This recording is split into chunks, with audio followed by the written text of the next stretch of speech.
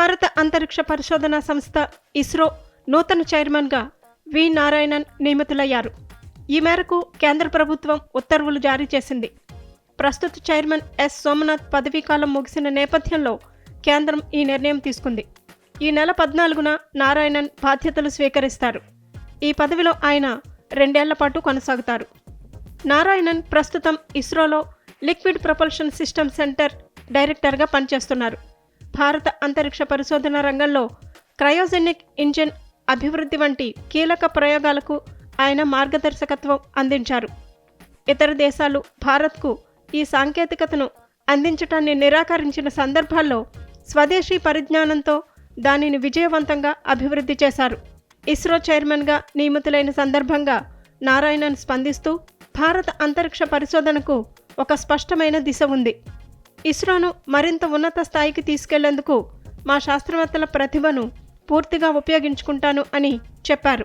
నారాయణన్ స్వయం కృషితో ఇస్రోలో అత్యున్నత స్థాయికి ఎదిగారు. 1984లో ఇస్రోలో చేరిన ఆయన రాకెట్ ప్రొపల్షన్, అంతరిక్ష నౌకల రంగంలో విశేషమైన నైపుణ్యాన్ని చూపారు.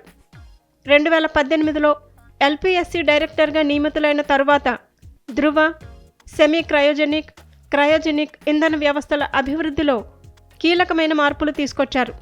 ఇవి భారత అంతరిక్ష ప్రయోగాలకు మరింత ఊతాన్ని ఇచ్చాయి. గగన్యాన్ మిషన్ కోసం నారాయణన్ మానవరహిత సర్టిఫికేషన్ బోర్డు చైర్మన్గా పనిచేస్తూ భారత తొలి మానవ అంతరిక్ష ప్రయోగానికి పునాది వేశారు. ప్రస్తుత చైర్మన్ ఎస్ సోమనాథ్ నేతృత్వంలో చంద్రయాన్-3 విజయంతో అంతరిక్ష పరిశోధనలో భారత్ కొత్త అధ్యాయాన్ని ప్రారంభించింది. చంద్రుడి దక్షిణ ధృవంపై రోవర్ను దించి ప్రపంచంలోనే ఆ ఘనత సాధించిన మొదటి దేశంగా భారత్ చరిత్ర సృష్టించింది. వి నారాయణన్ బాధ్యతలు స్వీకరించిన తరువాత భారత అంతరిక్ష పరిశోధన సంస్థ తమ ప్రగతిని మరింత వేగవంతం చేస్తుందని నిపుణులు అభిప్రాయపడుతున్నారు.